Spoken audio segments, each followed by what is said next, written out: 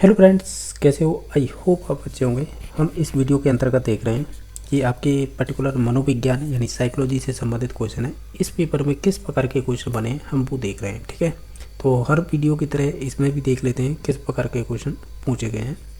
जैसा कि आप स्क्रीन पर देख पा रहे होंगे, क्वेश्चन नंबर हम स्टार्ट कर रहे हैं जो आपके पर्टिकुलर साइकोलॉजी से संबंधित रहेंगे। क्वेश्चन नंबर आप 60 देखिएगा। 60 नंबर क्वेश्चन इस प्रकार पूछा है, ये आपके एजुकेशन साइकोलॉजी से बना है ये क्वेश्चन। ठीक है, तो इसमें क्या पूछा गया है वो देखिएगा कि निम्नलिखित में से कौन सा कथन है वो शिक्षा मनोविज्ञान के महत्व के संदर्भ में सही नहीं है, यानी जो गलत है हमें वो चूज करना है इसमें से। ठीक है, तो सभी ऑप्शनों को देख लेते हैं, इसमें से गलत होगा उसे हम देख लेंगे। ठीक है, तो आप इन सभी ऑप्शनों को ध्यान से पढ़ेंगे ना, तो ऑप्शन नंबर 3 को पढ़िएगा। यह विद्यार्थियों की कमजोरियों एवं असफलताओं को क्या करता है, नज़रअंदाज करने के लिए मोटिवेट करता है या प्रेरित करता है, तब जबकि ये कथन गलत हो जाएगा। यह नज़रअंदाज मीन्स यहाँ पे इग्नोर दिया गया है। हमें यही पूछा था कि शिक्षा मनोविज्ञान के महत्व के संदर्भ में सही नहीं है, तो ये 3 नंबर ऑप्शन है जो सही नहीं है, क्योंकि यह विद्यार्थियों की जो कमजोरी हैं एवं असफलताओं को ये नज़रअंदाज करने के लिए प्रेरित करता है, तो इस प्रकार का ये कथन गलत हो जाएगा। बाकी कथन भी देख लेते हैं जो पॉजिटिव है कि यह शिक्षकों में शैक्षिक समस्याओं को दूर करने की प्रति है उचित मनोवृत्ति उत्पन्न करता है, तो ये बात तो सही है। सेकंड है, ये अध्यापकों की विद्यार्थियों के व्यवहारों में समुचित परिवर्तन लाने में मदद करता है, तो ये भी पॉजिटिव पॉइंट है। ठीक है, इसके बाद है लास्ट ऑप्शन, ये शिक्षकों को स्वयं को समझने में मदद करता है, तो ये भी बात सही है। यानी हमें जो गलत थी वो बतानी थी, वो 3 नंबर ऑप्शन हो जाएगा। बाकी जो 1 और 2 और 4 ऑप्शन है वो बिल्कुल पॉजिटिव थे और सही थे। अब नेक्स्ट क्वेश्चन नंबर है 61 नंबर क्वेश्चन। इसमें क्या पूछा है, ये भी आपका कहीं ना कहीं एजुकेशन साइकोलॉजी से ही संबंधित पूछा है। यहाँ पर पूछा है कि निम्नलिखित में से कौन सी कसौटी को इंग्लिश में क्राइटेरिया कहा गया है। ठीक है, कि निम्नलिखित में से कौन सी कसौटी है वो शिक्षा मनोविज्ञान को विज्ञान के रूप में मानने से संबंधित नहीं है। ठीक है, यानी ऐसी इसमें से क्राइटेरिया कौन सा है जो एजुकेशन साइकोलॉजी है उसको विज्ञान के रूप में मानने से संबंधित नहीं है, वो कथन चूज करना है इनमें से। पहला ऑप्शन है, इसके सिद्धांतों व नियमों में परिवर्तन संभव नहीं है, तो ऐसा कहना तो गलत है ये। बाकी इसमें व्यवहार के अध्ययन हेतु वैज्ञानिक विधि का प्रयोग किया जाता है, ये बात सही है। इसके सिद्धांत सार्वभौमिक के रूप में स्वीकार हैं, ये भी बात सही है। इसमें वर्तमान ज्ञान के आधार पर भविष्यवाणी की जा सकती है, ये भी बात सही है। हम ये कहेंगे जो पहला कथन है वही गलत है। इसमें यही पूछा था ऐसी कौन सी कसौटी या क्राइटेरिया है जो शिक्षा मनोविज्ञान को विज्ञान के रूप में मानने से संबंधित नहीं है, तो वो 1 नंबर ऑप्शन हो जाएगा, क्योंकि यह सिद्धांतों और नियमों में परिवर्तन संभव नहीं है, जबकि सिद्धांतों में और नियमों में परिवर्तन संभव होते हैं, तो इस वजह से ये ऑप्शन नंबर 1 राइट आंसर हो जाएगा। नेक्स्ट क्वेश्चन नंबर देख लेते हैं। क्वेश्चन नंबर 62 है कि विकास केंद्र से परिधि की ओर अग्रसर होता है, विकासात्मक दिशा का यह सिद्धांत क्या कहलाता है। हालांकि आप जानते होंगे, चाहे तो आप इसे केंद्र से परिधि की ओर बोलिएगा, ठीक है, या केंद्र से बाहर की ओर बोलिएगा, इसे ही यानी केंद्र से बाहर बोलिएगा, तो भी यही एक ही बात है। ठीक है, और तो इसे हम बोलते हैं चाहे केंद्र से परिधि की ओर हो या केंद्र से बाहर की ओर हो, और भी अन्य इसके पर्यायवाची शब्द ले सकता है वो, जो इसमें हमें मालूम है वो केंद्र से परिधि की ओर बोलिएगा या केंद्र से बाहर की ओर या निकट से दूर। इसका एक और नाम होगा जो ये दे रखा है, निकट से दूर, यानी 3 पर्यायवाची बन गए यहाँ पे। एक तो केंद्र से परिधि की ओर एक हो गया, एक हो जाएगा केंद्र से बाहर की ओर, तीसरा हो जाएगा निकट से दूर की ओर। ये सभी चीज़ें होती है ना, वो प्रॉक्सिमो डिस्टल कहलाती है, यानी ये दिशाएँ बताती है विकास की। जैसे प्रॉक्सिमो डिस्टल होता है वो हमारे शरीर में केंद्र से बाहर की ओर विकास बताता है। ठीक है, ये ध्यान रखना है। बाकी इसमें और भी ऑप्शन दे रखे हैं, सेपेलोकोडल, इसे बोलते हैं मस्तकाधोमुखी, यानी ये सिर से पैर की ओर विकास होते हैं ना, सिर से पैर की ओर, तो ये उसे इंडिकेट करता है, यानी ये क्रम बताता है विकास की दिशा, ऐसे बोल सकते हैं। ठीक है, बाकी वर्तुलाकार मतलब जो हमारा डेवलपमेंट होता है ना वो स्पाइरल रूप में ही होता है। ठीक है, इस प्रकार स्पाइरल रूप में होगा। इसमें संचयी प्रवृत्ति भी पाई जाती है, इसी के अंतर्गत आती है संचयी प्रवृत्ति। ठीक है, जिसे हम बोलते हैं क्यूमुलेटिव प्रोसेस, तो वो यानी वर्तुलाकार स्ट्रक्चर बनती है ना, उसी दौरान होता है वो। बाकी ये रेखिक से संबंधित नहीं होती है। तो यहाँ पे एक क्वेश्चन ये भी बन सकता था। ओवरऑल हमने ये तो देख लिया था कि ये क्वेश्चन पूछा गया था, हमें दिशा पूछी गई थी। जैसे विकास है वो केंद्र से परिधि की ओर अग्रसर होता है, तो विकासात्मक दिशा का यह सिद्धांत क्या कहलाता है? सिंपल था, इसे प्रॉक्सिमो डिस्टल कहते हैं। साथ ही साथ यहाँ पे ये क्वेश्चन बना सकता था एग्जामिनर, ये सभी ऑप्शन यही रहते। यहाँ पे पूछता कि इसे हटा दीजिएगा, अब पूछता इसमें से कौन सा एक विकास का सिद्धांत नहीं है, इसमें से दिशा और हटा दीजिए। यानी ये विकास का इसमें से कौन सा सिद्धांत नहीं है, इसमें नहीं और लगा दीजिएगा, तो भी ये क्वेश्चन बन जाता, क्योंकि यहाँ पर रेखी है ना, ये नहीं होता, फिर यही गलत हो जाता। बाकी 3 ऑप्शन ये पॉजिटिव थे, यानी विकास से संबंधित थे। तो एग्जामिनर के ऊपर डिपेंड करता है, जो बना है हमने तो बता दिया है कि आपको इसमें केवल प्रॉक्सिमो डिस्टल के बारे में पूछा था, यानी इसमें सिंपल यही था कि केंद्र से परिधि की ओर या केंद्र से बाहर की ओर या निकट से दूर की ओर, ये सभी चीज़ें होती हैं, ये प्रॉक्सिमो डिस्टल के अंतर्गत ही आती हैं। ठीक है, तो इसका राइट आंसर क्या हो जाएगा? इसका राइट आंसर हो जाएगा 2 number option. Question number next है, इसमें पूछा है कि निम्नलिखित में से कौन से निर्धारक बालकों के शारीरिक विकास को प्रभावित करते हैं? तो देखो, जब आप है ना जब हेरिडिटी और आप एनवायरनमेंट के जब फैक्टर पढ़ते हैं, तो उसी दौरान ये चीज़ें बता दी जाती हैं। जैसे शारीरिक विकास में आपके में कौन कौन सी चीज़ें हमारे जो बालकों के विकास को निर्धारित करते हैं, तो उनके कौन कौन से ऐसे फैक्टर आते हैं। तो जैसे वंशानुक्रम, इसे हम हेरिडिटी बोलते हैं, तो नीचे थोड़ी सी ये इंपॉर्टेंट होती है। चाहे हमारे पोषण हो, जो भी भोजन वगैरह है, प्रोटीन, कार्बोहाइड्रेट, वसा, वो सभी चीज़ें पढ़नी होती हैं। ठीक है, विद्यालय में खेल, तो नीचे तौर से इसमें हमारे चाहे फिजिकली हो, चाहे वो आपकी मेंटली हो, ठीक है, और चाहे वो आपकी इमोशनली हो, वो सभी चीज़ें प्रोसेस होती है खेल के दौरान। ठीक है, बाकी अंतःस्रावी ग्रंथियाँ, ये भी रोल है, ठीक है, जिनसे हार्मोन्स निकलते हैं, चाहे वो आपकी, इसमें पर्टिकुलर अंतःस्रावी की बात कही गई है। ठीक है, तो ये भी इंक्लूड होती हैं, बहुत सारी ग्रंथियाँ हैं। बाकी सही गुट को चयन कीजिए, तो इसमें देखो सभी हो जाएंगे ये, यानी सिंपल सा लॉजिक ये था कि बालकों के विकास के या बालक के शारीरिक विकास में निर्धारक तत्व कौन से होते हैं या प्रभावित करने वाले तत्व कौन से होते हैं, तो हम कहेंगे चाहे वंशानुक्रम हो, पोषण हो, विद्यालय में खेल हो, अंतःस्रावी ग्रंथियाँ हो, ये सभी हो जाएगा। इसका ऑप्शन नंबर 4 सही हो जाएगा। क्वेश्चन नंबर 64 है कि निम्नलिखित में से कौन सी जीन प्याजी के द्वारा है प्रदत्त संज्ञानात्मक विकास की निर्धारित अवस्था नहीं है। यानी आपकी जीन प्याजी की जो SP ने कैप, यानी जो 4 अवस्थाएं बताई थी, तो इन 4 अवस्थाओं से कौन सी नहीं है वो बतानी है। पहली है सेंसरी मोटर स्टेज, जैसे बोलते हैं संवेदीकामक अवस्था, तो ये बात तो सही है। दूसरी है प्री ऑपरेशनल स्टेज, ये भी बात सही है। तीसरी है मूर्त सक्रियात्मक, जिसे इंग्लिश में कहेंगे कॉन्क्रीट ऑपरेशनल स्टेज, ये भी बात सही है।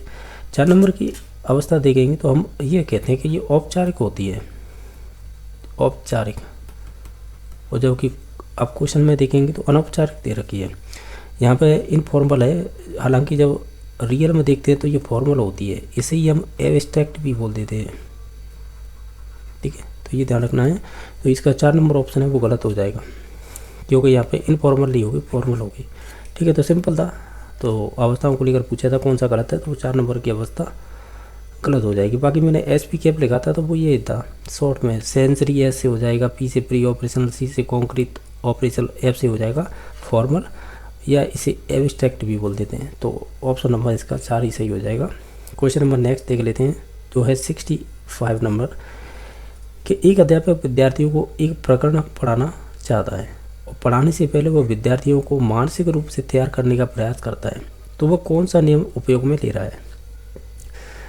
जब आप थॉर्नडाइक का नियम, थॉर्नडाइक का क्या, जब थॉर्नडाइक के सिद्धांत को पढ़ते हैं, जो जिसे हम बोलते हैं मोस्टली देखा जाए तो इसे ऐसा थ्योरी बोलते हैं, यानी स्टिमुलेट रेस्पॉन्स थ्योरी। तो इसमें हम मुख्य नियम पढ़ते हैं, यानी मुख्य नियम 3 हैं, और आपके गौड़ नियम, या जिसे बोल देते हैं सेकेंडरी बोल सकते हैं इंग्लिश में, ठीक है, या दूसरे नियम बोल सकते हैं हिंदी में। तो ये कितने हैं? ये 5 है, ये पढ़ने होते हैं। तो ये मैं जो अब करेक्ट कर रहा हूँ, जो चीज़ें पूछी गई है कि मुख्य नियम कौन कौन से होते हैं, तो वो PTA होते हैं, PTA, ठीक है, यानी आपके P से प्रभाव का नियम, और A से अभ्यास का नियम, T से तत्परता का नियम। तो हमें क्वेश्चन में पूछा गया था कि एक प्रकरण पढ़ना चाहता है, कौन अध्यापक है, वो विद्यार्थियों को पढ़ाना चाहता है एक प्रकरण। ठीक है, अब कह रहा है पढ़ाने से पहले वो विद्यार्थियों को मानसिक रूप से तैयार करने का प्रयास कर रहा है। जब हम एक तत्परता का नियम पढ़ते हैं, इसमें आता है रुचि अरुचि का नियम, यानी इसे 2 भागों में बांट रखा है, रुचि अरुचि। यानी इसका मतलब ये है, अगर बच्चा इंटरेस्ट है सीखने में तो निश्चित तौर से अधिक बढ़िया होगा और वो सीख भी जाएगा। लेकिन उसे इंटरेस्ट नहीं है और आप ज़बरदस्ती पढ़ाना तो वो नहीं सीखेगा। केवल यहीं पे यही पूछा था, वह विद्यार्थी को मानसिक रूप से तैयार करने का प्रयास करता है, यानी उसे जो टॉपिक है उसे इंटरेस्ट बनाना चाहता है जिससे विद्यार्थी सीखे। ठीक है, तो इसका राइट आंसर यही हो जाएगा, क्योंकि हमें यही बताना था कौन सा नियम है, यानी कौन से नियम का उपयोग करता है, तो वो तत्परता के नियम का ही उपयोग करता है। यहाँ पर एग्जाम्पल एक और लिया जाता है, जैसे आपने देखे होंगे, मैंने प्रीवियस में करा रखे हैं कि घोड़े को तालाब तक तो ले जाया जा सकता है, लेकिन पानी पीने के लिए उसे बाध्य नहीं किया जा सकता। इसका मतलब यही है, अगर उसे प्यास लगेगी तो वो अपने आप ही चला जाएगा और पानी भी पी लेगा, ज़बरदस्ती आप उसे नहीं पिला सकते। तो ये आपकी तत्परता के नियम से ही संबंधित हुआ। ठीक है, बाकी मैंने बता दिया है। इसके मुख्य नियम का मतलब आप इसे प्रथम नियम भी बोल सकते हैं। ठीक है, बाकी इंग्लिश में तो आप जानते होंगे मेन रूल से होते हैं ये, या प्रथम नियम बोल सकते हैं, ये होते हैं गॉड, या इसे सेकेंडरी बोल देते हैं। तो ये 5 होते हैं और मुख्य होते हैं 3 हैं।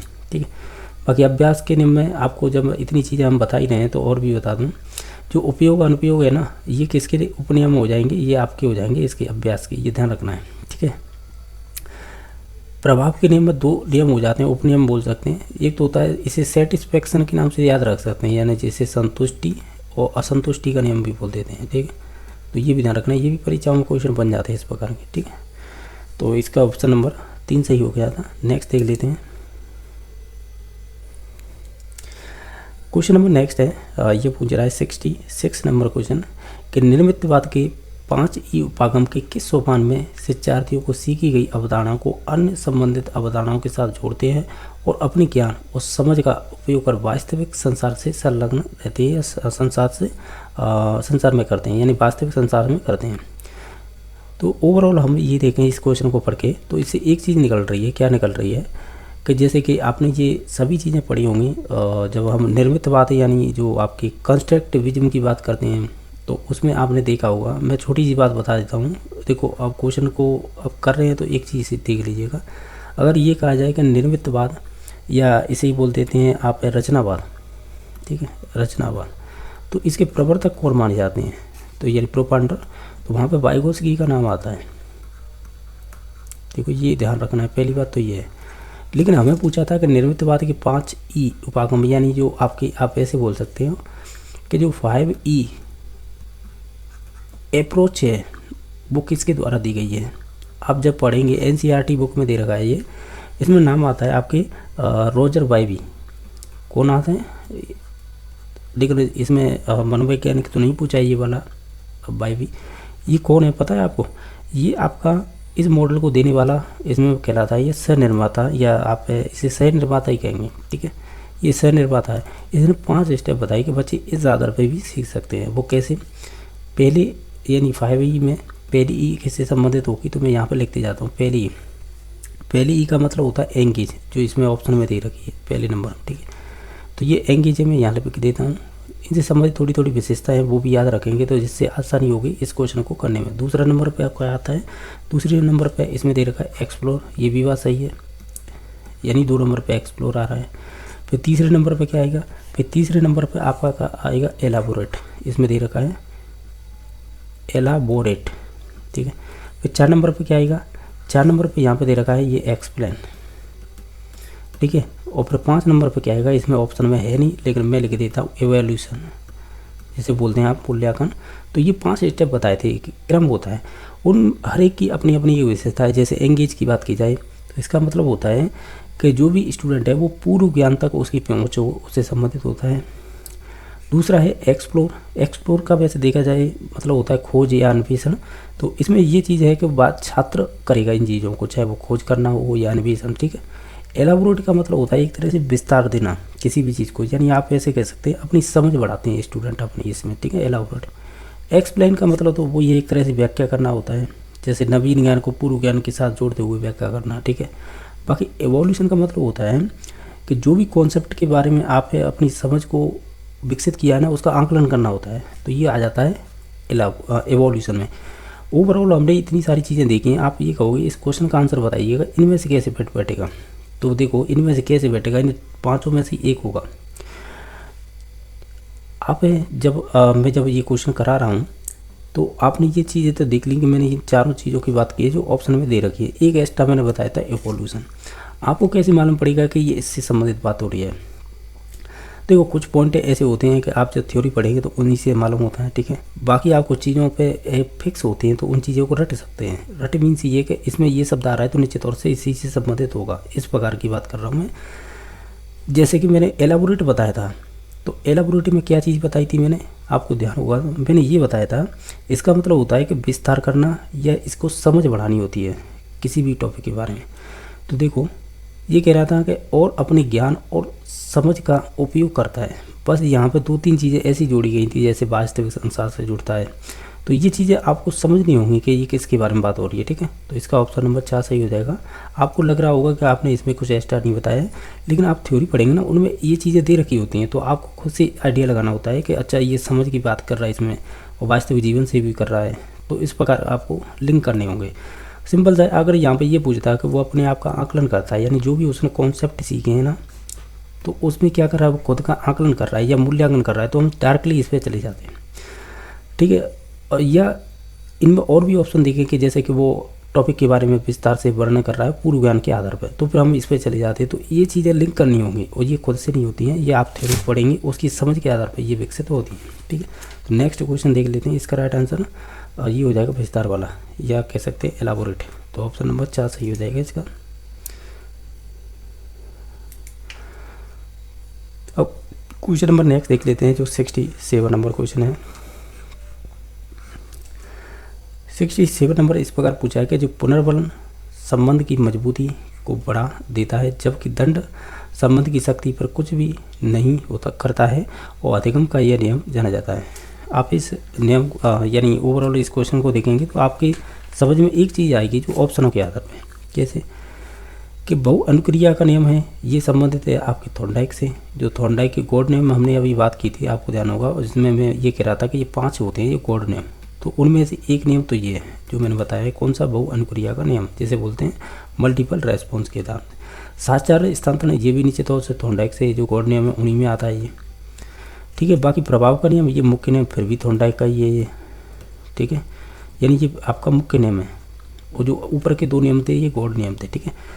अब आ गया संशोधित प्रभाव का नियम, लेकिन इसके बारे में तो बात ही नहीं की है। हालांकि प्रभाव के नियम की बात की है लेकिन संशोधित की बात नहीं की है किसने, थॉर्नडाइक ने। तो हम कैसे बताएंगे पहले देखो, क्वेश्चन को ध्यान से पढ़ेंगे ना तो इसमें लिंक दे रखा है और ये चीज़ें आपको ऑलरेडी मैंने क्वेश्चन में कराई हुई है। जब मैं बहुत सारी एस्टेट के क्वेश्चन पेपर कराए तो उनमें ये चीज़ें इंक्लूड है कि ये वाला ही क्वेश्चन उसमें भी है कि जैसे कि पुनर्बलन का संबंध अगर मजबूती को बढ़ा रहा है जबकि दंड से संबंधित शक्ति पर भी कोई प्रभाव नहीं पड़ रहा है, यानी कुछ भी नहीं करता है, तो यह अधिगम का नियम जाना जाता है। इसे हम बोलते हैं संशोधित प्रभाव का नियम। अब कैसे कहेंगे, देखो अब मैं लिंक कर रहा हूँ, अब ध्यान से देखना है यहाँ से कि जब आप स्किनर का नियम पढ़ेंगे ना, स्किनर को जिसे बोलते हैं, स्किनर के देखा जाए तो वो RS थ्योरी बोलता है, लेकिन इससे हम अगर परीक्षा में क्वेश्चन बनते हैं वो उसके ऑपरेंट कंडीशन के हिसाब से बनते हैं क्वेश्चन, ठीक है, ऑपरेंट कंडीशन थ्योरी के नाम से, ठीक है। तो अब ये चीज़ ध्यान रखना, क्या ध्यान रखना कि जब हम स्किनर की बात करते हैं तो ये अपने पूरे सिद्धांत में पुनर्बलन पर ही जोर देता है। देखो अब मैं लिंक कर रहा हूँ, क्वेश्चन कैसे पूछा है, ठीक है, यानी पुनर्बलन पर जोर देता है। हालांकि पुनर्बलन का सिद्धांत वो क्लार्क ने दिया था, क्लार्क हॉल ने, लेकिन ये बात करता है यानी ये अपने सिद्धांत पर पुनर्बलन पर ही डिपेंड है इसका पूरा सिद्धांत। तो अब ये क्वेश्चन आता है कि स्किनर का जो ऑपरेंट कंडीशन थ्योरी है या RS थ्योरी है वो किस सिद्धांत पर आधारित है, यानी आपका इसका ये सिद्धांत है वो आपकी ये प्रभाव का नियम थॉर्नडाइक है ना, इस पर आधारित है ये ऑपरेंट कंडीशन थ्योरी या RS थ्योरी है स्किनर की, पूरा ही नियम इसका इसी पर प्रभाव के नियम पर आधारित है। ये पूछा हुआ क्वेश्चन है, ठीक है। तो अब ध्यान रखना, जब भी हम पुनर्बलन से संबंधित मजबूती को बढ़ा देता है और कह सकते हैं जो क्या आपको पुनर्बलन जबकि दंड से कोई प्रभाव नहीं पड़ता है, तो ये कहीं ना कहीं आपकी इस पुनर्बलन की बात कर रहा है और वो भी इसका नियम है प्रभाव के नियम पर आधारित था, लेकिन यहाँ पर टर्म यूज की गई ये संशोधित प्रभाव का नियम था, ठीक है। तो इस वजह से इसका ऑप्शन नंबर बी माना है। ये तो सभी चीज़ें थॉर्नडाइक से संबंधित थी। स्किनर ने निश्चित तौर से पुनर्बलन पर जोर दिया है और अपने सिद्धांत पर फोकस रखा है उसने पुनर्बलन पर, तो उसे हम बोलते हैं संशोधित प्रभाव का नियम है, जो प्रभाव के नियम पर ही आधारित था आपके स्किनर का नियम। हालांकि इतनी सारी चीज़ें बताई हैं, ये ऐसे क्वेश्चन हैं जो मोस्टली आपको थ्योरी से ही निकल के आते हैं जब पढ़ेंगे अच्छी प्रकार से, तो इसका ऑप्शन नंबर 4 सही हो जाएगा, ठीक है। बाकी आपके पास जो भी गाइड हो या किसी की बुक हो तो आप पढ़ोगे तो इन चीज़ों की नॉलेज हो जाएगी आपको, ठीक है। बाकी मैंने सभी चीज़ें बता दी थी, जो अदर ऑप्शन दे रखे थे इसमें। इसका ऑप्शन नंबर हो जाएगा 4 नंबर, ठीक है। नेक्स्ट देख लेते हैं। क्वेश्चन नंबर नेक्स्ट है कि ऑलपोर्ट के अनुसार वे सील गुण जो उन कुछ चारित्रिक प्रवृत्तियों का प्रतिनिधित्व करते हैं, ये चारित्रिक प्रवृत्ति होती हैं वो ट्राइट्स होती हैं आपकी, ठीक है। प्रवृत्तियों का ये प्रतिनिधित्व करती है जिनका उपयोग आमतौर पर किसी भी व्यक्ति का वर्णन करने के लिए किया जा सकता है। तो उन्हें कहा जा सकता है या उन्हें जाना जाता है किसके नाम से। देखो, ऑलपोर्ट की एक परिभाषा है, या ऑलपोर्ट ने एक सिद्धांत भी दिया था, उस सिद्धांत का नाम था, आपको मैं बता भी दूं।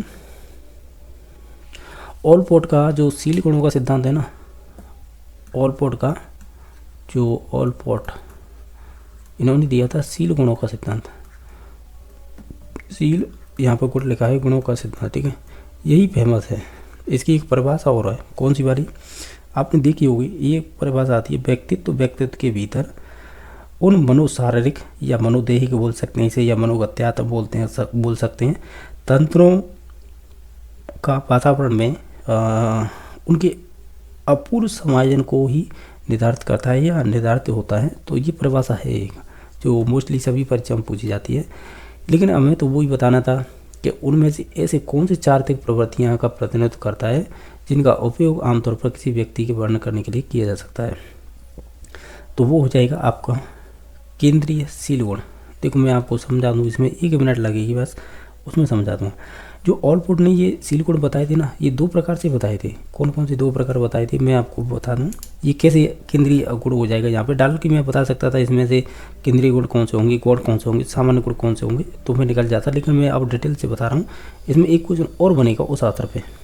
जैसे आपको यहाँ पर 2 डिवाइड कर रखे थे, एक तो कॉमन ट्राइट्स जो आपके दे रखे हैं, क्या ये देखो, ये 3 नंबर में दे रखे हैं ना, ये कॉमन ट्राइट्स हो जाएंगे। एक हो जाएंगे पर्सनली ट्राइट या पर्सनल ट्राइट, इसमें दे रखा है कि कहीं नहीं दे रखा है। पर्सनल ट्राइट, इस पर्सनल ट्राइट को पे 2 भागों में बांट दिया था इन्होंने। वो कौन कौन से थे? 2 भागों में नहीं, माफी चाहूँगा, ये 3 भागों में बांटे थे। तो देखो, एक तो कार्डियल, ठीक है, इसे कार्डियल प्रवृत्ति बोल सकते हैं। फिर दूसरे नंबर की थी, वो कौन सी थी? वो दूसरे नंबर की थी आपकी केंद्रीय प्रवृत्ति। इसमें ऑप्शन नंबर 1 दे रखा है, आपको देखिएगा, केंद्रीय प्रवृत्ति। तीसरे नंबर की थी, वो थी आपकी गॉड बोल सकते हैं, और गॉड को ही हम इंग्लिश में सेकेंडरी बोलते हैं, जो ऑप्शन नंबर 2 में दे रखी है, ठीक है। ये प्रकार से इन्होंने बांटे थे, ठीक है। तो अब हमने केंद्रीय सील गुण कहे हैं, तो इसका मतलब क्या है आप समझ रहे हो। जैसे चारित्रिक प्रवृत्ति का मतलब ये होता है कि जब हम समाज में रहते हैं तो मोस्टली मनुष्यों की 4 से 5 ऐसी विशेषता होती है, वो कॉमन होती है, हर किसी में मिल जाती है। जैसे कि सामाजिकता का गुण, समाज में रह रहा है तो उसके अंदर निश्चित तौर से सामाजिक का गुण होगा। देखो, ये जब थ्योरी पढ़ेंगे ना उसमें मिलेगा ये चीज़ें, ठीक है। बाकी है और इसके अलावा कौन सी चीज़ें हो सकती हैं, जैसे आत्मविश्वास, ठीक है। यानी कि प्रवृत्तियाँ हैं, जो कह रहा है ना क्वेश्चन कि ये चारित्रिक प्रवृत्तियों का प्रतिनिधित्व करता है, तो यही हैं चीज़ें। बाकी बात करें जैसे गौड़ प्रवृत्ति में कौन कौन सी चीज़ें आएंगी, ये ध्यान रखना है। जब केंद्रीय हम सील गुणों की बात कर रहे थे, किसके अंतर्गत आ रही हैं? ये पर्सनल ट्राइट्स के मतलब, यानी जो पर्सनल आपके जो सील गुण होंगे उनसे संबंधित है, जिसमें कार्डियल है। तो देखो, कार्डियल के लिए जैसे महात्मा गांधी अहिंसा की बात करते हैं, अहिंसा, और ये महात्मा गांधी का जो अहिंसा का जो गुण है, ये निश्चित रूप से कार्डियल गुण हो जाएगा, ठीक है। और जैसे हिटलर है, वो एक तरह से तानाशाह रहा था, ठीक है। और भी जैसे कि ये हो गया कार्डियल गुण हो गई। केंद्रीय प्रवृत्ति के गुण में मैंने बता दिया, समाज में रहते हैं 4-5 ऐसे गुण होते हैं जो समाज में हर किसी व्यक्ति में मिल जाते हैं, जैसे सामाजिकता का, आत्मविश्वास का, मुझे 2 ही मालूम है, और भी हो सकते हैं इसमें। बाकी गौड़ का मतलब होता है जो सेकेंडरी है, और ये सेकेंडरी तो विभिन्न प्रकार के हो सकते हैं, जैसे कि ये नॉर्मली होते हैं, जो जैसे ऐसे आपके खाने की स्टाइल हो गई, ठीक है, आपके बालों की स्टाइल हो गई, जो बाल आप कैसे भी रखते हैं उस हिसाब से, ठीक है। तो ये नॉर्मली है, यार किसी के अंतर्गत पाई जा सकती है। तो मैंने 2-3 चीज़ें बताई हैं, आप ये ध्यान रखो। ऑलपोर्ट ने सील गुणों का सिद्धांत दिया था, जैसे 2 भागों में आता। कॉमन ट्राइट्स का मतलब होता है सामान्य गुण, यह सामान्य सील गुण, और पर्सनल ट्राइट्स का मतलब होता है कि पर्सनली का मतलब व्यक्तित्व सील गुण। इसको भी 3 पार्ट में डिवाइड कर रखा है, लेकिन हालांकि कई कई बुकों में 2 ही मिलेंगे, लेकिन मैं यहाँ पर 3 इसलिए बता रहा हूँ, किसी ऑथेंटिक बुक से ही बता रहा हूँ मैं कि कार्डियल प्रवृत्ति होती हैं, ये परिचय पूछे हुए हैं, जैसे कि एक महात्मा गांधी का अहिंसा, हिटलर का तानाशाह, या ठीक है तानाशाह ही मान सकते हैं। बाकी जो आपकी केंद्रीय प्रवृत्ति होती है, एक केंद्रीय प्रवृत्ति के मैंने एग्जाम्पल यहाँ पे लिए थे, सामाजिकता का गुण और आपके आत्मविश्वास। अब आती है गॉड। गॉड का मतलब सेकेंडरी। तो सेकेंडरी में तो मैंने बता दिया, जो भी सामान्य चीज़ें होती है ना, जैसे समाज में जैसे खाने की, जो भोजन आप खाते हो उसका तरीका हो गया, बालों की स्टाइल हो गई, ठीक है, तो ये गुण आ जाते हैं। तो ये तो हम निकाल ली। इसमें आप ध्यान रखें, शुरुआत में ऑलपोर्ट ने 18,000 शील गुण बताए थे, फिर इसे कम करते लाए, लास्ट में जा के इसका एक शिष्य हुआ था कैटल, उसने जाके लास्ट में जाके उसने 16 PF दी थी, यानी 16 पर्सनल फैक्टर क्वेश्चनरी, यानी जिसे प्रश्नावली बोलते हैं, ये वाली दी थी लास्ट में जाके। तो ये भी परीक्षा में क्वेश्चन बन जाता है, ये भी ध्यान रखना है, ठीक है। तो ओवरऑल हमने बात कर ली है, जितनी भी थी वो जो जानकारी थी मैंने आपको बता दी है, ठीक है। बाकी आप जो भी रेफरेंस बुक है उसे देख लेना, अगर एक्स्ट्रा जानकारी चाहिए तो आपको। क्वेश्चन नंबर नेक्स्ट है ये 69 नंबर कि निम्नलिखित में से कौन सी व्यक्तित्व आकलन की प्रक्षेपी विधि नहीं है। तो देखो इसमें दे रखे हम पहले बाद में थ्योरी की बात कर लेंगे, पहले देख लेते हैं। जैसे शब्द साचार होगी, वाक्य पूर्ति होगी, समाज विधि होगी, व्यक्ति अध्ययन हो गई, और सही कूट का चयन कीजिएगा। देखो यहाँ पर तो नहीं कहा गया है, और यहाँ पर सही कूट का मतलब जो नहीं पूछा है वो बताइएगा। तो देखो मैं आपको बता दूँ, आपने सिगमंड फ्रायड तो पढ़ा है, उसने आपको ध्यान होगा 2 प्रकार की विधियाँ दी थी, एक तरह से जो आपके अचेतन मन में क्या है उसे जानने के लिए, प्रक्षेपी और अप्रक्षेपी, ठीक है। इसे बोलते हैं प्रोजेक्शन, इसे नॉन प्रोजेक्शन बोलेंगे। तो इसके अंतर्गत कौन सी विधि आती हैं उनमें से इसे छांट लेंगे, और इनके अंतर्गत आएंगे उन्हें छांट लेंगे, जिससे डायरेक्टली आंसर लगा सकते हैं। लेकिन देखो मैं इतनी चीज़ें बता रहा हूँ ना, मैं डायरेक्टली आंसर बता सकता था, मैं निकल सकता था, लेकिन मैं आपको ये इसलिए बता रहा हूँ, ये आपकी रिविजन भी हो जाएंगी और आप आंसर पे भी पहुँच जाओगे। जैसे पहली थी IVT पहले, ठीक है, TAT मैं शॉर्ट में लिख रहा हूँ, ठीक है, जैसे इसे इंक ब्लॉक टेस्ट बोलते थे, इसे थेमेटिक एप्रिसिएशन टेस्ट बोलते थे, ठीक है। एक होती थी CAT, जिसे चाइल्ड एप्रिसिएशन टेस्ट बोलते थे। इसके अलावा FWAT, और इसके अलावा और कौन सी होती थी, एक SCT हुआ करती थी, और इसके अलावा PFT, इसके अलावा ड्रॉइमेंट टेस्ट, ये सभी थी। इसके अलावा अप्रक्षेपी 2 विधियाँ आती थी, एक तो सब्जेक्टिविटी यानी जो विषय वस्तु से संबंधित, एक होती थी ऑब्जेक्टिविटी। तो ऑब्जेक्टिविटी में एक तो समाज मिति आती है, तो मुख्य थी उनकी बात कर रहे हैं, जैसे समाज मिति GL मोनेरो वाली। अरे यार ये क्या हो गया, एक सेकंड। तो ये समाज मिति की बात कर रहे थे, तो GL मोनेरो वाली आ गई, ठीक है। इसके अंतर्गत सब्जेक्टिविटी के अंदर कौन सी आती है, जैसे केस स्टडी होगी, जिसे हम बोल रहे हैं केस स्टडी को बोलते हैं व्यक्ति अध्ययन विधि, ठीक है, केस स्टडी। और कौन सी आती थी, इसी में आती थी आपकी प्रश्नावली, जैसे क्वेश्चनरी बोलते थे, प्रश्नावली हो गई। इसी में आती थी आपकी साक्षात्कार, ठीक है। अब इतनी बहुत है क्योंकि इन्हीं से आंसर निकल जाएंगे, ठीक है। हमें क्या पूछा था ना कि इसमें व्यक्तित्व के आकलन की प्रक्षेपी विधि नहीं है, समझ रहे हो आपको। तो प्रक्षेपी विधि कौन कौन सी है, IVT है, TAT है, CAT है, FWAT है, SCT है, PFT है, और आपकी ड्रॉइमेंट टेस्ट है। चलो इंग्लिश देखिएगा, वर्ड एसोसिएशन को ही बोलते हैं हम FWAT। एक तो ये होगी प्रक्षेपी विधि, तो इसका मतलब हमने ये प्रक्षेपी विधि पर राउंड कर लिया, ठीक है। फिर कह रहा था वाक्य पूर्ति, वाक्य पूर्ति को कहते हैं सेंटेंस कंप्लीटेंशन, तो ये आपकी SCT वाली हो जाएगी, तो ये भी आपकी प्रक्षेपी विधि हो गई। समाज मिति है वो आपकी प्रक्षेपी विधि नहीं होगी, कौन सी होगी, अप्रक्षेपी। अप्रक्षेपी में कौन सी होगी, ऑब्जेक्ट वाली, तो ये मैंने लिख रखा है समाज मिति, तो इसे टिक कर लीजिएगा, क्योंकि हमें प्रक्षेपी विधि नहीं है वो बताना है, ठीक है। तो ये हो गई। बाकी व्यक्ति अध्ययन विधि को मैंने बोला था केस स्टडी, तो केस स्टडी किस में आती है, ये अप्रक्षेपी विधि की सब्जेक्टिविटी के अंतर्गत आती है, कौन सी, केस स्टडी, जिसे व्यक्ति अध्ययन बोलते हैं। तो ये भी कौन सी विधि है, अप्रक्षेपी। क्वेश्चन अब ये हमें पूछा था कि व्यक्तित्व आकलन की प्रक्षेपी विधि नहीं है, इसका मतलब ये है इसमें अप्रक्षेपी विधियाँ पूछी गई हमें। तो प्रक्षेपी विधियाँ नहीं है, तो वो एक तो हो जाएगी समाज विधि और एक हो जाएगी व्यक्ति अध्ययन विधि। तो C और D किस में है, C और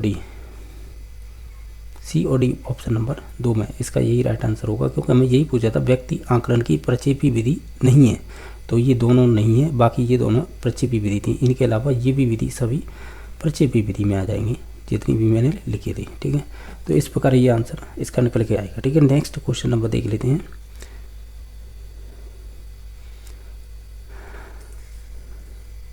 और क्वेश्चन नंबर आपका जो है 70 वो इस प्रकार पूछा है कि जब कोई व्यक्ति अपने दुखद अनुभवों को जानबूझकर भूलता है और उन्हें अचेतन मन में दबा देता है तो ये समायोजन की कौन सी रक्षा युक्ति कहलाती है।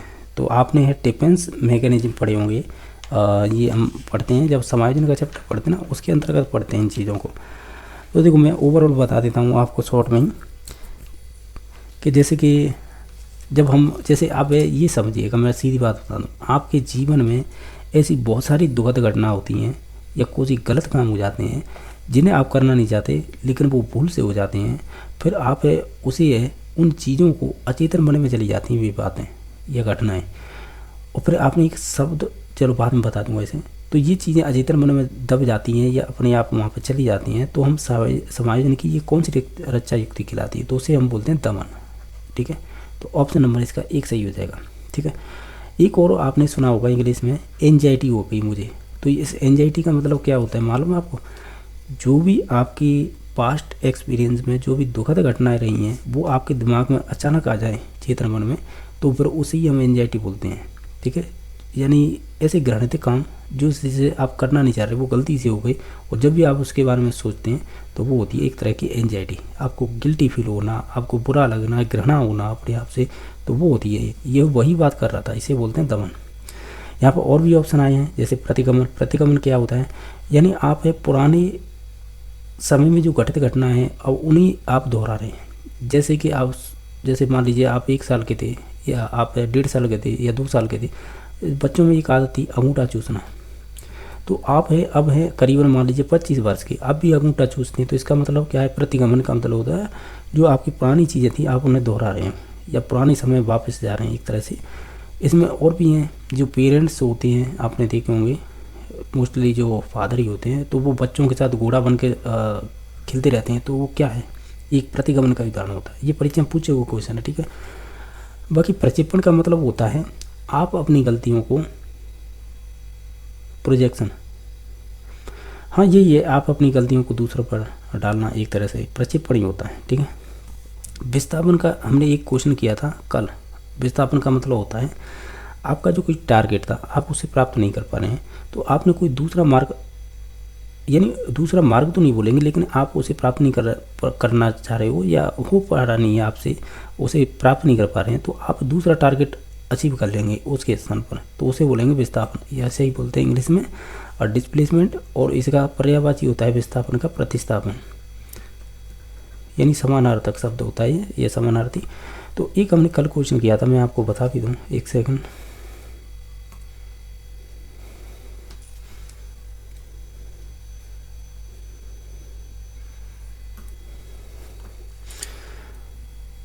और ये क्वेश्चन नंबर कितना था हमने किया था लास्ट में? 70 नंबर। 70 नंबर किया था, तो 70 का अब इसमें दे रखा है जो नेक्स्ट क्वेश्चन है ना वही। अब देखिएगा ये हमने कल किया था, अब वो ध्यान हो तो इसमें देखिए, जब मैं आपसे ये कह रहा हूँ, क्या कह रहा हूँ, एक सेकंड, एक तो ये हैंग भी हो रहा है।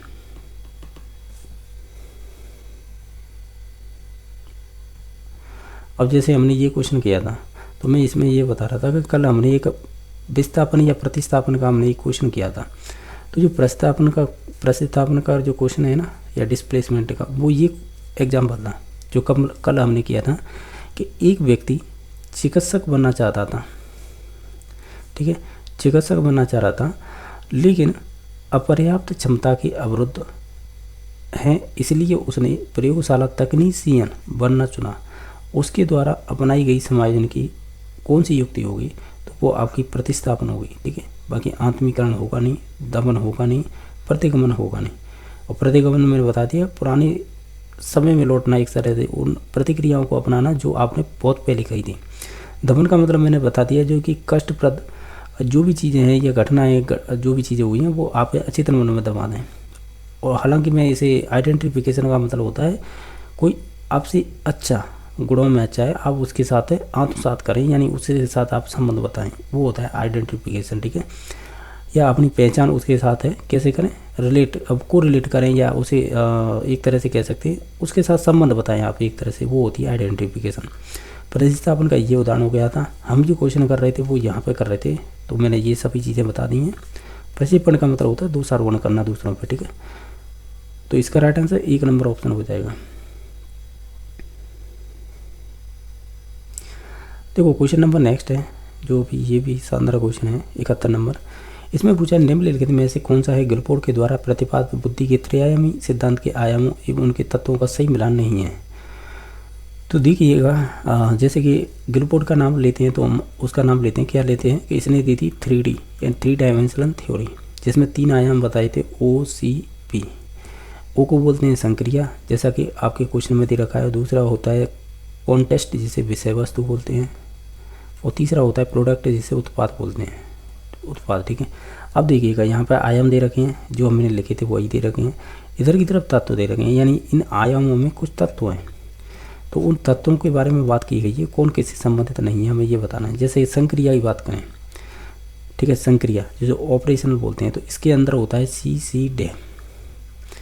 अभी बात कर लेंगे। जैसे दूसरे नंबर पर विषय वस्तु, विषय वस्तु में आती है इसमें आता है बॉयफ्रेंड SS। और तीसरा होता है उत्पाद, इसमें आती है RSCITU, ये होती है, ठीक है। ये तत्व है इसके अंतर्गत, जो संबंधित नहीं होगा हम मिलान कर लेते हैं। जैसे संक्रिया के अंतर्गत मूल्यांकन आता है कि नहीं आता है, जो संक्रिया है इसके अंतर्गत मूल्यांकन आता है या नहीं आता है, बिल्कुल आता है। ये ई है ना, इसका मतलब इवोल्यूशन होता है यानी मूल्यांकन, ठीक है। तो ये मूल्यांकन आता है निश्चित तौर से, ये तो मिलान सही है। अब दूसरा नंबर देखिए, विषय वस्तु में संज्ञान आता है क्या, विषय वस्तु ये है, तो इसके अंदर वी का मतलब होता है व्यवहार, बिहेवियर, ठीक है। मैं एक एक चीज़ समझ रहा हूँ। दूसरे नंबर पे आता है फिगर, फिगर का मतलब एक तरह से आकृति होता है। एक होता है सिम्बॉलिक, जैसे आप सिम्बॉलिक, तो इसे संकेतार्थ बोल सकते हैं। एक होता है सेमेंटिक्स, जिसे नेतार्थ बोलते हैं शायद, ठीक है। तो ये इनसे संबंधित तो है ही नहीं, यानी विषय वस्तु जो आयाम था उसमें संज्ञान तो कहीं आया ही नहीं है। जैसे व्यवहार आया था, और व्यवहार के बाद उसकी आकृति आई थी फिगर। तीसरा आया था सिम्बॉलिक, जैसे संकेतार्थ बोलते हैं। एक आता है सेमेंटिक्स, लेकिन आपका संज्ञान नहीं आया। संज्ञान आता है यहाँ पे, जो आपकी संक्रिया थी ना, इसमें से एक तो होता है कन्वर्जेंट, एक होता है आपका कॉग्निटिव, जिसे आप बोलते हो संज्ञान, ठीक है। तो ध्यान रखना है। तो ये गलत है, हमें यही पूछा था कौन सा मिलान नहीं है, तो एक तो बी मिलान नहीं है, क्योंकि विषय वस्तु में ये संज्ञान नहीं आता है। दूसरा है उत्पाद, उत्पाद में स्मृति आती है क्या, देखो क्यों नहीं आती है कि CCD हम पढ़ेंगे ना, इसमें एम है ना, ये स्मृति होती है यानी मेमोरी, तो यानी ये भी संबंधित नहीं है। उत्पाद में तो केवल ये आती हैं RSCIT, तो इसमें एम कहीं पर दिखाई नहीं दे रहा है, तो यानी मेमोरी नहीं बनेगा वो। मेमोरी यानी मेमोरी को हिंदी में कहते हैं स्मृति, तो इस वजह से ये उत्पाद से संबंधित नहीं है, यानी B और C इसमें सही नहीं है, यानी ये कह सकते हैं सही मिलान नहीं है। केवल एक ही मिलान था जो था संक्रिया में मूल्यांकन तत्व आता है, ठीक है। तो ये जब आप पढ़ेंगे तो उन चीज़ों में एक चीज़ वो ध्यान रखना, जब हम इन OCP की बात करते हैं तो आयामों को मल्टीपल करने पर 120 आया था। ये 1967 या 77 की बात है, देखो डेट तो मुझे याद नहीं, लेकिन शुरुआत में इन्होंने 120 घंटे बताए थे, लास्ट में जाके वो 180 हो गए थे, जो वर्तमान में अभी चल रहे हैं। ये ध्यान रखना, ये पुराने यानी शुरुआत हुई थी तब 120 घंटे थे, वर्तमान में 180 घंटे इसके, ठीक है। ये ध्यान रखना है। बाकी मैंने सभी चीज़ें थी वो बता दी हैं। अब क्वेश्चन नंबर नेक्स्ट देख लेते हैं जो पूछा गया है। क्वेश्चन नंबर है 72। इससे संबंधित हमने कल एक और क्वेश्चन किया था, वो भी हम कनेक्ट करके देख लेंगे। अभी देख लेते हैं 72 नंबर क्वेश्चन क्या पूछा है। देखो ये कह रहा है कि रोहन पारस्परिक बुद्धि परीक्षणों में निम्न अंक प्राप्त करता है, परंतु वास्तविक जीवन से संबंधित समस्याओं को तीव्रता से पकड़ लेता है और संसार की कार्यप्रणाली के बारे में आसानी से ज्ञान प्राप्त कर लेता है। त्रितंत्रीय ट्राइआर्किक सिद्धांत के अनुसार है ये किस प्रकार की बुद्धि को कहलाती है। हालांकि देखा जाए ये क्वेश्चन इतना आसान भी नहीं कि डायरेक्टली आंसर निकाले कि निकल जाए, बहुत अच्छा क्वेश्चन पूछा है इन्होंने। फिर भी हम ये कहेंगे ये आपकी एक तरह से प्रैक्टिकल बुद्धि की बात कर रहे हैं, ठीक है, यानी जो आपकी व्यवहारिक बुद्धि है उसके बारे में बात कर रहा है। देखो इसमें कुछ चीज़ें ऐसी हैं जो डायरेक्टली आपको याद रखनी होंगी, जिससे कि आसानी से क्वेश्चन को पहचाना जा सके। कैसे, जब भी आप ट्राइआर्किक थ्योरी की बात करेंगे, यानी त्रितंत्रीय सिद्धांत की जो बुद्धि में चलता है, ये रॉबर्ट स्टर्नबर्ग से संबंधित है। पहली बात तो ये है, किससे संबंधित है, ये रॉबर्ट स्टर्नबर्ग से। ये शानदार क्वेश्चन बनते हैं इसके रॉबर्ट स्टर्नबर्ग के, ठीक है। रॉबर्ट स्टर्नबर्ग है, इसने 1985 में एक बुक आई थी बियॉन्ड आईक्यू के नाम से। उसमें इन्होंने ये बताया था कि जो बच्चों का दिमाग होता है ना, वो आपका एक तरह से कंप्यूटर की तरह कार्य करता है। जिस सिद्धांत को कहा गया था इंफॉर्मेशन प्रोसेसिंग थ्योरी। अब मैं लिख नहीं रहा हूँ, आप ध्यान रखना, इंफॉर्मेशन प्रोसेसिंग थ्योरी ये सिद्धांत था। इसे हिंदी में कहेंगे संसाधन सिद्धांत, यानी सूचना संसाधन सिद्धांत। इन्होंने क्या किया था, इन्होंने जैसे बुद्धि में भिन्न भिन्न प्रकार की क्या होती हैं, एक बेसिक स्किल होती हैं, तो बेसिक स्किल में बांटा था इन्होंने अपने सिद्धांत को। मैं शुरुआत से एंड तक बता रहा हूँ, ध्यान रखना, इनमें मुख्य चीज़ें मैं उन्हें बता रहा हूँ। तो इन्होंने अब क्या बताया था कि हमारे जो बेसिक स्किल होती हैं वो विभिन्न प्रकार के होते हैं, जिनमें इन्होंने नाम लिए थे। जैसे मैं शुरुआत से बात कर लेता हूँ, जैसे कि इन्होंने बताया था शुरुआत में हम एनकोडिंग करते हैं दिमाग में कुछ चीज़ को। एनकोडिंग, ये गलत लिखा है मैंने, एनकोडिंग इस प्रकार लिखा जाएगा, यानी इसे हिंदी में बोलते हैं कूट संकेत, ठीक है। फिर 2 नंबर पे हम क्या करते हैं, फिर 2 नंबर पे हम, यानी ये प्रोसेस बताई थी कि बच्चों का दिमाग कैसे काम करता है, ठीक है। मैं लिख देता हूँ जिससे कि आप भविष्य में आप जो भी रेफरेंस बुक है उसके थ्रू आप इन्हें लिख सकते हैं। दूसरे नंबर पर हो गई अनुमान लगाना, जिसे इनफेरिंग बोलेंगे, यानी जिसे एक तरह से यहाँ पर अनुमान लगाते हैं। फिर उसके बाद हम करते हैं मैपिंग। 3 नंबर पे आएगी आपकी मैपिंग, और इसकी हिंदी हो जाएगी अनुमान लगाना। 4 नंबर पे आती है आपकी कह सकते हैं एप्लीकेशन, यानी उपयोग करना। 5 नंबर पे आती है आपकी लास्ट में आएगी जिसे बोलते हैं अनुक्रिया, आप रेस्पॉन्स करेंगे, रेस्पॉन्स। ये विभिन्न बेसिक स्किल बताए थे उन्होंने कि बच्चे इस प्रकार है, इस सिद्धांत के अकॉर्डिंग सोचते हैं और कैसे प्रोसेसिंग करते हैं, किस प्रकार रेस्पॉन्स करते हैं, वो सभी प्रोसेस बताई थी। लेकिन उन्होंने इसमें कॉग्निटिव प्रोसेस बताई। प्रोसेस के आधार पर इन्हें 3 घटकों में बांटा था बुद्धि को। वो कौन कौन सी थी, जैसे कि पहले नाम आता है मेटा,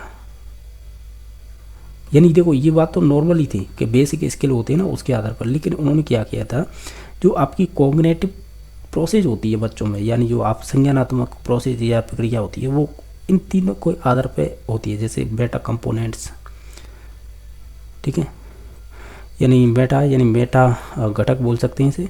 दूसरी होती है आपकी परफॉर्मेंस कंपोनेंट्स। तीसरी होती है, इसे आप लिख लेना चाहे तो लिख सकते हैं, ज्ञान संग्रहण घटक, जिसे इंग्लिश में बोलेंगे नॉलेज एक्विजिशन, ठीक है, एक्विजिशन कंपोनेंट। ये 3 इन्होंने कॉग्निटिव प्रोसेस के घटक बताए थे। ये तो नॉर्मली हो गई जो बातें जो आप इन चीज़ों के बारे में जानते होंगे, ठीक है। ये क्वेश्चन बना हुआ है, मैं बता दूंगा कहाँ पे बना है। अब इन्होंने क्या किया, लास्ट में जाके इन्होंने संज्ञानात्मक प्रक्रिया के अलावा जो हमने ये बात की है ना, मैं बार बार कह रहा हूँ, ये कॉग्निटिव प्रोसेस, यानी कॉग्निटिव जो भी आपकी कॉग्निटिव हो गई वो प्रोसेस होती है ना, उसके ये 3 घटक बताए थे। लेकिन आगे चल के फिर क्या किया था, इनके अलावा इन्होंने व्यक्ति को 3 प्रकार की बुद्धि बताई थी। अब ये इंपॉर्टेंट होता है, यहाँ से भी क्वेश्चन बनते हैं। वो बुद्धि आपके ऑप्शन में भी दे रखी है। पहली बताई थी इन्होंने विश्लेषणात्मक बुद्धि। विश्लेषणात्मक बुद्धि को आप एनालिटिकल बोल सकते हैं, या फिर इसे कॉन्सेप्चुअल बोल सकते हैं, नहीं कंपोनेंट्स बोल सकते हैं। यानी विश्लेषणात्मक बुद्धि को एनालिसिस बोलते हैं, एनालिसिस, या इसे ही हम बोल सकते हैं कंपोनेंशियल, ठीक है, इंटेलिजेंस। एक तो ये, और दूसरी थी आपकी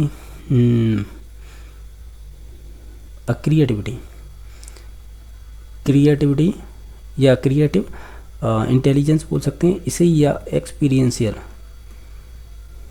या एक्सपेरिमेंटल बोल सकते हैं, एक्सपेरिमेंटल इंटेलिजेंस, या तो क्रिएटिव बोलिए या एक्सपीरियंशियल, ठीक है। और एक तीसरे नंबर की और बताई थी जो व्यवहारिक होती है, व्यवहारिक बोलिए या इसे ही प्रैक्टिकल बोलिए, और क्या इसके उपनाम हो सकते हैं, इसके और हो सकते हैं आपकी कॉन्टेक्चुअल, ठीक है, इंटेलिजेंस। अब मैं आपको बता देता हूँ, शुरू से मैंने आपको क्या बताया। देखो कहाँ कहाँ से क्वेश्चन पूछे जाते हैं।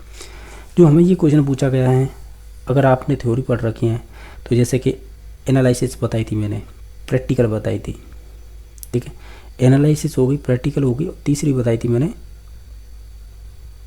जो क्रिएटिविटी वाली होगी। तो इन तीनों घटकों की विशेषताएं बताई गई हैं, इन विशेषताओं क्या क्या था, तो उनके आधार पर ये क्वेश्चन बना है। ये भी क्वेश्चन पूछा गया है, कौन सा वाला, कि रॉबर्ट स्टर्नबर्ग ने है कौन सा सिद्धांत दिया था, मैंने बताया था इंफॉर्मेशन प्रोसेसिंग थ्योरी, जिसे बोलते हैं सूचना संसाधन प्रक्रिया, और सॉरी सूचना प्रोसेसिंग को मैं प्रोसेसिंग ही कह रहा हूँ, ठीक है, यानी सूचना प्रोसेसिंग को संसाधित बोल सकते हैं, या आप प्रोसेसिंग भी बोल सकते हैं इंग्लिश में, सूचना प्रोसेसिंग सिद्धांत, ठीक है। ये था, इनमें इन्होंने ये घटक बताए थे कि मतलब बच्चे दिमाग में किस प्रकार रेस्पॉन्स करते हैं और कैसे सोचते हैं, किन शब्दों को लेते हैं किस प्रकार, तो ये 5 घटक थे। लेकिन फिर आगे चल के उन्होंने बच्चों की जो संज्ञानात्मक प्रक्रिया होती है ना, उनको 3 भागों में बांटा था, जैसे कि मेटा कंपोनेंट्स, दूसरा था परफॉर्मेंस, तीसरा था आपका नॉलेज एक्विजिशन कंपोनेंट्स। ये हो गई। इनके अलावा भी उन्होंने बुद्धि के 3 प्रकार बताए थे, जिसमें मैंने आपको बताई थी एनालिसिस या विश्लेषणात्मक, जैसे ही आप कंपोनेंशियल बोल रहे थे, एक होती है क्रिएटिव जिसे एक्सपीरियंस बोल रहे थे, एक होती है व्यवहारिक प्रैक्टिकल, ये जिसे बोलते थे कॉन्टेक्चुअल, जैसे विषय वस्तु बोल सकते हैं हिंदी में। तो ये प्रकार थे। तो जो व्यवहारिक बुद्धि होती है ना, वो ये ही होती है, कौन सी, जिसमें जैसे कि रोहन है जो पारंपरिक बुद्धि परिचयों में निम्न अंक प्राप्त करता है, परंतु वास्तविक जीवन से संबंधित समस्याओं को वो तीव्रता से पकड़ लेता है और संसार की कार्य प्रणाली के बारे में आसानी से ज्ञान प्राप्त कर लेता है। तो ये बताइए ये विशेषता किससे संबंधित है, तो ये आपकी प्रैक्टिकल बुद्धि से संबंधित है, ठीक है। इसमें 2 चीज़ें और पर देख लीजिएगा, जो क्वेश्चन पूछे गए मैं वही बता रहा हूँ, जिसे मैं कनेक्ट कर पाऊँ इस क्वेश्चन को मैं, जैसे कि देखो मैं बाद में और भी चीज़ें बता दूंगा इसमें, जैसे बने थे क्वेश्चन उस प्रकार से।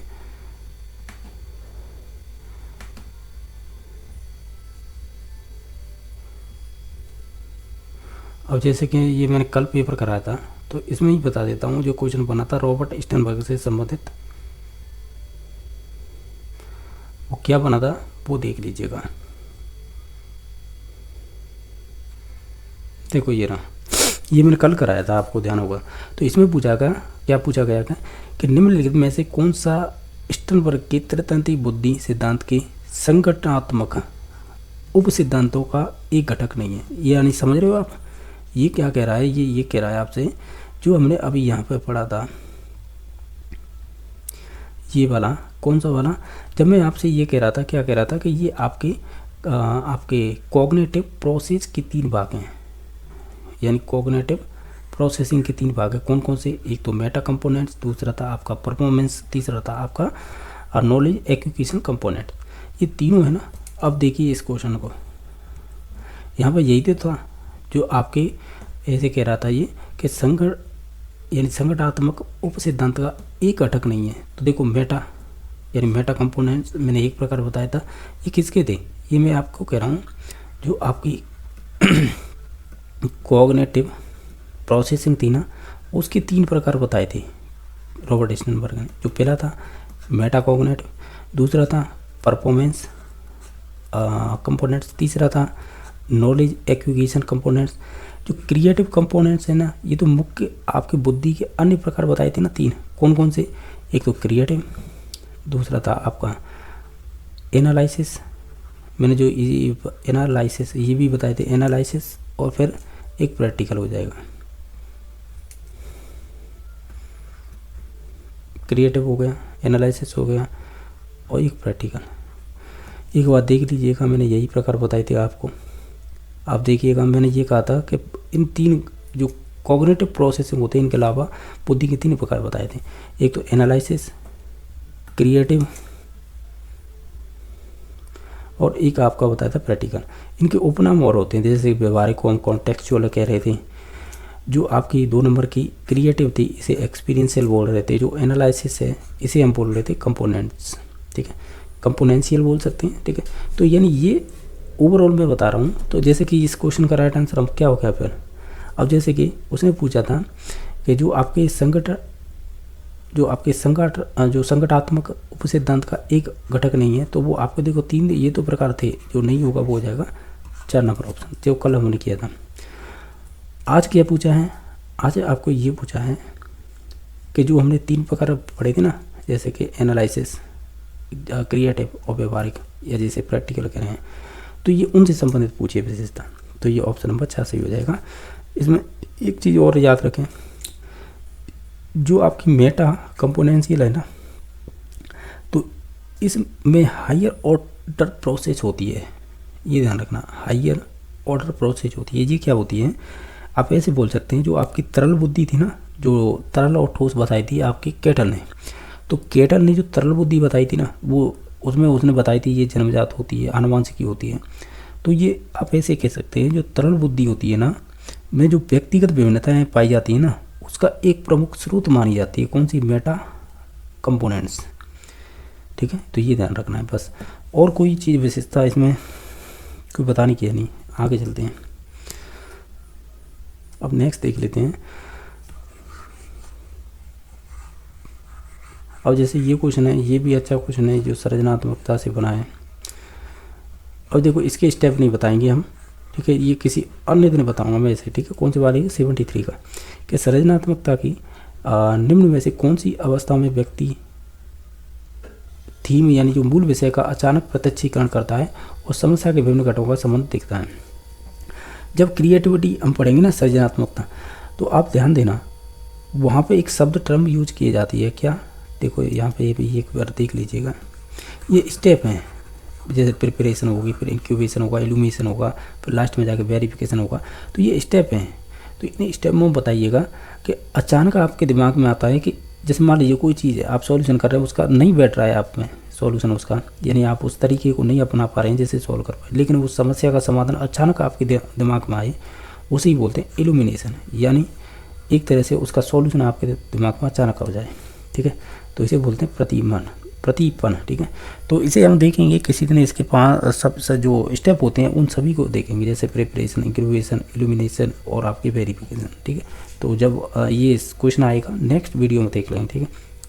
क्वेश्चन नंबर नेक्स्ट है, किसी चीज़ को अपने से करने, उसे अच्छे ढंग से करने तथा उसमें विशिष्टता दिखाने की स्वीकार्यता या स्वीकारात्मक इच्छा को क्या कहते हैं, इसे बोलते हैं आप हैं उपलब्धि अभिप्रेरणा। उपलब्धि अभिप्रेरणा सिद्धांत दिया था आपके मैकलीलैंड ने, ये क्वेश्चन मैं ऑलरेडी करा चुका हूँ आपको, मैकलीलैंड, और आपके इसमें एटकिंसन और आ जाएंगे, ठीक है, एवं एटकिंसन, ये ऑलरेडी मैं क्वेश्चन करा चुका हूँ। आपको ध्यान हो तो मैं इसे बता भी दूँ, ये मैंने कहाँ पे कराया था, ये कल का पेपर कराया था ना, इसमें देखिएगा,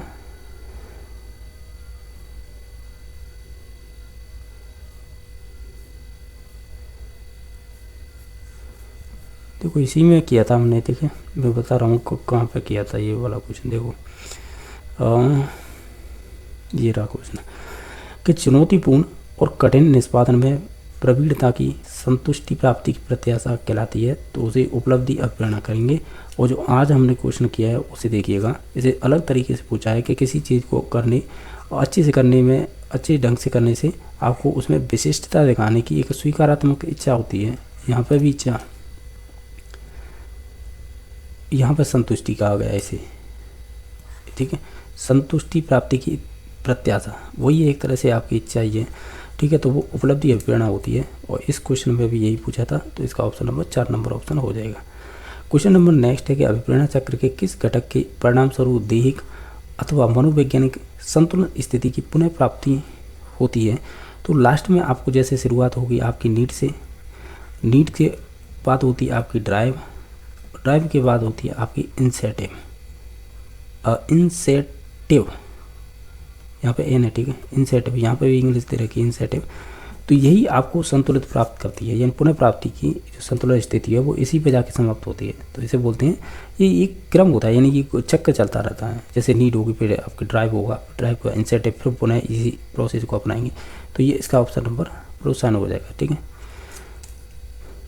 नेक्स्ट है, निम्नलिखित में से कौन सा प्रतिभाशाली बालकों के लिए संबंधन कार्यक्रम नहीं है, यानी जो प्रतिभाशाली बच्चे हैं उनके लिए इनमें से कौन सी विशेषता नहीं होगी, तो वो होगी कौन सी, जैसे कि विशिष्ट कक्षाओं का आयोजन करना, बिल्कुल स्पेशल क्लासेज लगानी चाहिए प्रतिभाशाली बच्चों के लिए, विशेषज्ञ अध्यापक उपलब्ध होने चाहिए, विशेषज्ञ यानी अच्छी मास्टरी वाले इसमें स्पेशलिस्ट हों टीचर, वो वाले सब्जेक्ट पर अच्छी पकड़ हो तो उस प्रकार के टीचर उपलब्ध कराने चाहिए, ये भी वैसा ही। उन्नत कोर्स प्रदान करनी चाहिए, यानी जो भी एडवांस कोर्सेज जो होती हैं क्लास हैं वो अवेलेबल करानी चाहिए इन बच्चों के लिए।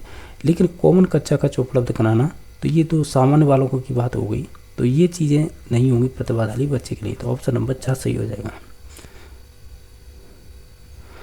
क्वेश्चन नंबर 77 है, ये सिंपली क्वेश्चन पूछा है इनमें कि आप मंद गति अधिगमकर्ताओं की कक्षाओं को शिक्षण करवा रहे हैं, तो निम्नलिखित में से शिक्षण तकनीकों में से कौन शिक्षण तकनीकों में आप किन तकनीकों को अपनाएंगे, यानी कौन सा है बच्चा मंद गति से सीखने वाला अधिगमकर्ता या लर्नर बोल सकते हैं, तो उनसे संबंधित इनमें कौन सी विशेषताएं अपना सकते हैं या तकनीक अपना सकते हैं। जैसे पहला है कि सरल शब्दों में निर्देश देंगे, तो ये बात सही है।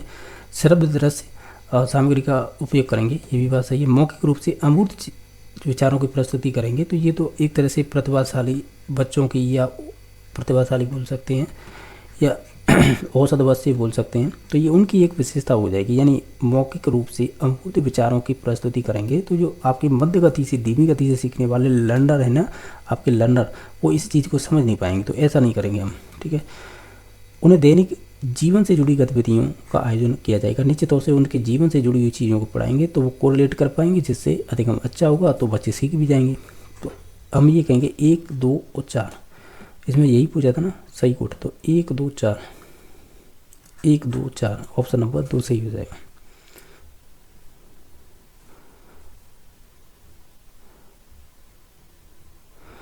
अभी क्वेश्चन नंबर देख रहे हैं हम, नेक्स्ट है क्वेश्चन नंबर 78 को देखिए। इसमें पूछा है कि जो अभिवृत्ति के संदर्भ में सही नहीं है, इससे संबंधित हमने कल भी क्वेश्चन किया था और इनसे संबंधित आसानी क्वेश्चन पूछे जाते हैं, तो इसमें सही नहीं है वो बताना है। जैसे कि अभिवृत्ति जन्मजात होती है, तो ये तो गलत है। अभिवृत्ति में संज्ञानात्मक और भावात्मक घटक होते हैं, किंतु ये क्रियात्मक और व्यवहारात्मक नहीं होती, तो ये भी गलत हो जाएगी, बिल्कुल व्यवहारात्मक होते हैं। बाकी अभिवृत्ति व्यवहार को एक निश्चित दिशा प्रदान करती है, ये बात तो पॉजिटिव है। बाकी ये अभिवृत्ति सदैव सकारात्मक रहती है, तो सकारात्मक के साथ साथ ही नकारात्मक भी होती है, तो हम ये कहेंगे एक चीज़ नहीं होगी पर्टिकुलर, दोनों बच्चों की बात करनी होगी, सकारात्मक और नकारात्मक, जबकि ये बात कर रहा है केवल सकारात्मक की, तो ये भी गलत। हमें पूछा क्या था कि सही नहीं है, तो ए, बी और डी, ए, बी और डी ऑप्शन नंबर 2 सही हो जाएगा। क्वेश्चन नंबर नेक्स्ट है कि किसी विद्यार्थी को खाली समय में हमेशा चित्रकारी करते देखकर यदि एक शिक्षक उस विद्यार्थी की चित्रकारी में रुचि का अनुमान लगाता है, तो यह सुपर द्वारा वर्गीकृत किस प्रकार की अभिरुचि होगी, यानी जो सुपर मनोवैज्ञानिक हुआ ना, तो इसने अभिरुचि बांटी है, जैसे विभिन्न प्रकार से बांट सकते हैं, जैसे कि आप किसी रुचि को आप जन्मजात है या अर्जित है उस हिसाब से बांटिए, यानी ये रुचियाँ हैं या जो आपका इंटरेस्ट है, तो ये इनको विभिन्न प्रकार से अलग अलग मनोवैज्ञानिकों ने बांटा है। तो ये आपकी होती है ना, ये मैनिफेस्ट होती है, यानी प्रकट करने वाली कि मेजर होगी। एक सेकंड, ये कह रहा है कि सुपर के द्वारा वर्गीकृत प्रकार की अभिरुचि होगी, यानी जो आपका इंटरेस्ट होगा वो किस प्रकार का होगा। सही है, ये प्रकट वाली है ना, ये प्रकट है, ये ऐसे ही हम मैनिफेस्ट बोलते हैं, तो यही होगी। बाकी नेक्स्ट क्वेश्चन देख लेते हैं। अब जितने भी हमने क्वेश्चन किए हैं ये आपके पर्टिकुलर साइकोलॉजी के थे, हालांकि हमने ये क्वेश्चन तो 20 ही किए हैं, इसमें समय भी ज़्यादा लग गया, लेकिन जो भी चीज़ें मैंने समझाने की कोशिश की हैं ये थ्योरी से ही संबंधित बातें थी। इसमें अच्छे क्वेश्चन बने थे, कुछ मैंने कल कराए थे तो वो भी कोरिलेट कर दिए इसमें। बाकी अगर किसी क्वेश्चन को लेकर डाउट है तो नीचे तौर से कमेंट में बता सकते हैं। बाकी वीडियो देखने के लिए धन्यवाद।